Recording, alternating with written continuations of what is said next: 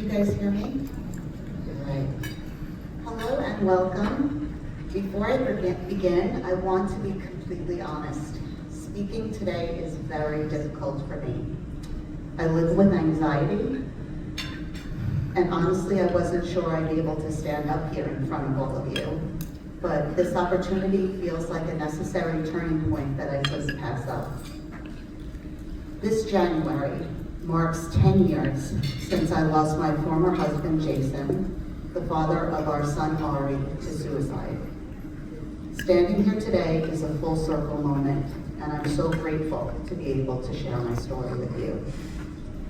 Our divorce had recently been finalized when Jason ended his life, cutting short not only his future and potential, but also the chance to see our 6-year-old son grow up. The mess suicide leaves behind is not something you can neatly sort into logical piles. Jason's loss was complicated. I know that to some people, I was the villain in his story. Even though I wasn't there when he died, I carried the unbearable belief that it was my fault. I felt as if I killed him myself. The guilt and heartache consumed me. Grief does not care if you are divorced. It tears through every boundary and finds you anyway. What I held on to, what I knew with certainty, was that I had to keep going for Ari.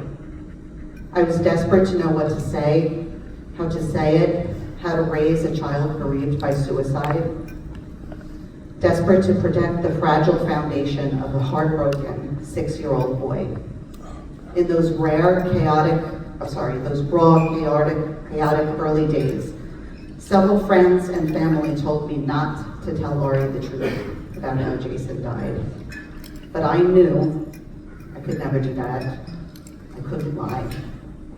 The only way forward, the only way to begin this journey was with honesty and integrity. And through it all, how was I supposed to deal with my anger? And God forbid, the relief I felt at not having to face Jason's chaos anymore. At the time, ending our marriage was the hardest experience of my life. I knew he was struggling. I was too. Our relationship was unpredictable and exhausting. Yet I never ever imagined he would hurt himself. How could I do this to him? I searched for guidance.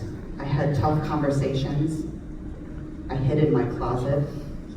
I sorted through a maze of emotions, desperate to make sense of the tsunami that swept through our lives. I juggled the judgments of others while trying to preserve Jason's dignity, consumed by all the what ifs. If only I had said this. If only I had done that.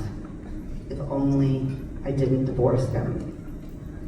But I had to face the hard truth. Isn't it arrogant to think I had that kind of power? Because if I truly had any influence over Jason, then he would still be here. I'm gonna just repeat that. The truth is, if I had any influence over Jason, then he'd still be here. I started by telling Ari that his dad had a brain disease. Over time, we began using words like mental illness and eventually suicide. I explained it in a way a 6-year-old child could understand. Sometimes the brain short circuits. Sometimes it malfunctions, just like any organ in the body. And as I explained this to Ari, I was teaching myself. And I knew the only way to protect Ari from this shame or silence was that this could never be a secret. To make conversations about mental health part of our everyday life, and to keep saying Jason's name out loud.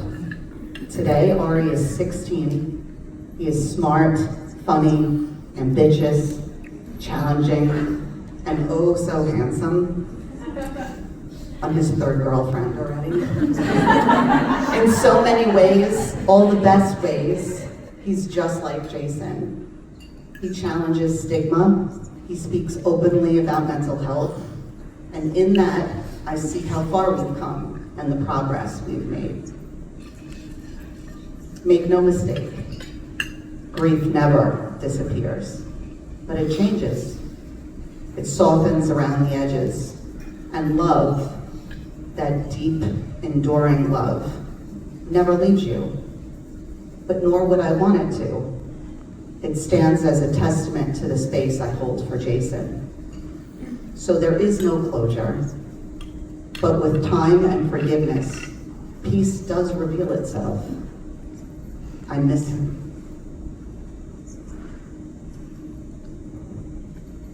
I miss everything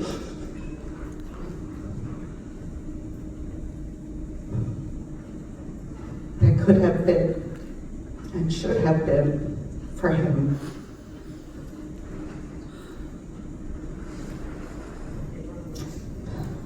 I've learned that joy and pain can coexist, that one doesn't erase the other, but instead, they live side by side.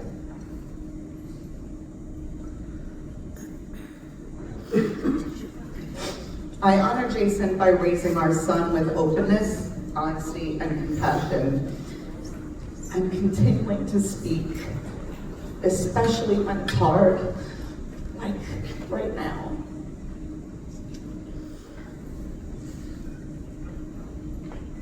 Thank you for hearing my story, for making space for stories like mine to exist without shame. Thank you.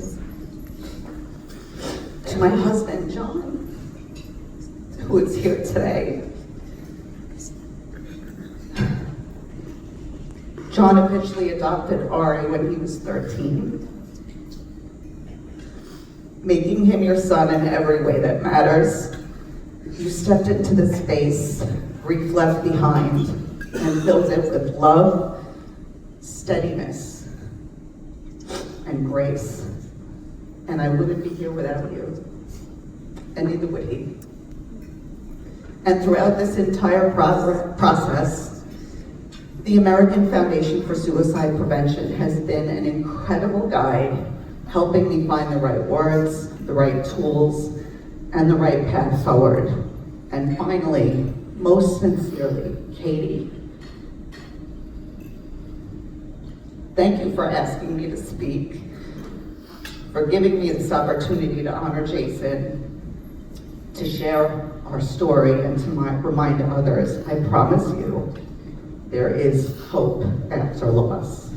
Thank you so much.